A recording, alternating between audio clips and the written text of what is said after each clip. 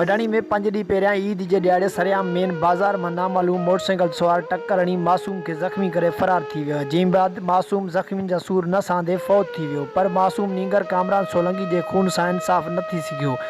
5 ॾींहं गुज़रण बाद बि म्याणी ऐं बडाणी पुलिस मासूम जे क़त्ल जो पतो न करे सघी। बडाणी पुलिस जी नाअहली सबबि शहर मां जवाबदार फरार थियण में कामयाब थी वियो। आख़िर हिन मासूम जे खून सां इंसाफ़ केरु कंदो? वारिस अॼु बि मसीहा जा मुंतज़िर आहिनि।